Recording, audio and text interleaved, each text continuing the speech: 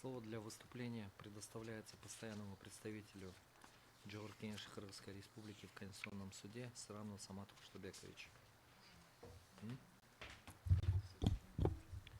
Саламатсыздарбы, урматтуу судьялар. Джоркенш Кыргызской Республики, проанализировав вышеуказанное ходатайство, считает переведенным в нем доводу необоснованным на требования обращающей стороны, не подлежащему удовлетворению по следующим основаниям. Гражданское процессуальное право представляет собой совокупность норм, регулирующих общественные отношения, которые возникают между участником процесса и судом при осуществлении правосудия по гражданским делам. При этом следует принять во внимание, что конституционное право каждого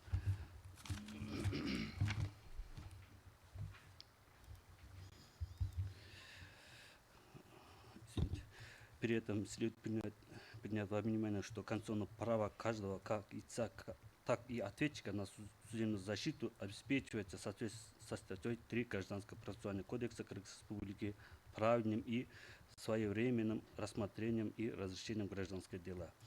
Также основная процессуальная гарантия лиц, участвующих в деле, и их представителей на судебную защиту впоследствии неявки в судебное заседание отражены в статье 169 Гражданского процессуального кодекса Кыргызской Республики. Статья 169 Гражданского процессуального кодекса Кыргызской Республики содержит факультативные основания отложения дела.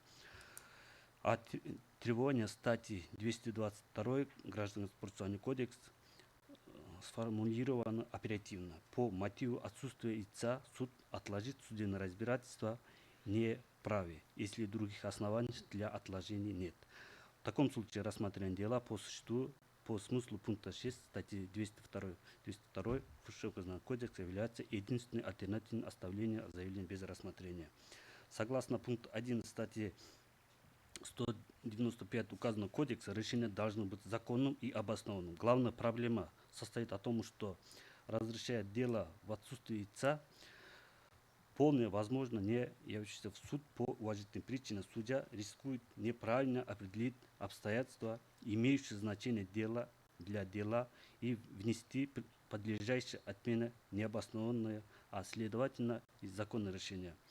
Отсутствующие по уважительным причинам истец сохраняет возможность представить в суд второй инстанции доказательства, подрывающие решение, вынесенное на основании доказанной позиции одного лишь ответчика. Несмотря на указанную неоднозначность, фактическое значение для сторон оставления заявления без рассмотрения предусмотрены дополнительные процессуальные гарантии защиты прав добросовестных сторон, неявка которых обусловлена уважительными причинами. Так, согласно пункту 3 статьи 223 Гражданского процессуального кодекса Кыргызской Республики, суд по ходатайству истца или ответчика отменяет свои определения об оставлении заявления без рассмотрения по основаниям указанного пункта 5 и 6 статьи 202 настоящего кодекса, если стороны представят доказательства, подтверждающие уважительность причин неявки их судебного заседания и невозможности сообщения о них суду. Таким образом, истец и ответчик могут обжаловать определение по оставлению заявления по рассматриваемым основаниям не только в общем порядке, но и в суд, вынесший данное определение в упрощенном порядке. При этом обязанность доказать свою добросовестность возложена не явившимся сторону.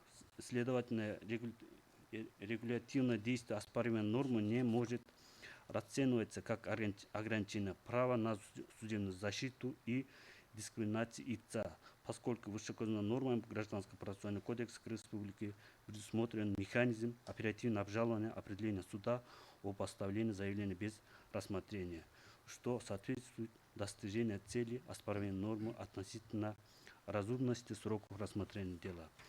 Оставление заявления без рассмотрения – это окончание дела без его разрешения по существу, сохранением возможности его рассмотрения в будущем.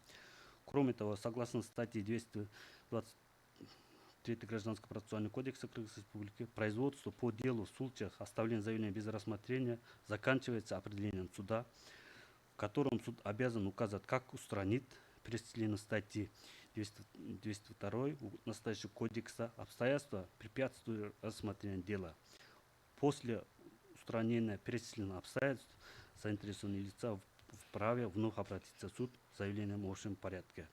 На основании изложенного считаем, что оспаривание пункта 6 статьи 222 Гражданского процессуального кодекса Кыргызской Республики не противоречит частям 1.5 статьи 23, частям 3.1.2 статьи 24, статьи 55, частям 1.2 статьи 56, частям 1.2 статьи 61 Конституции Кыргызской Республики.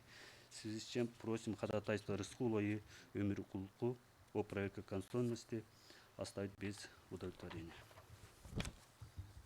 У вас все? Да.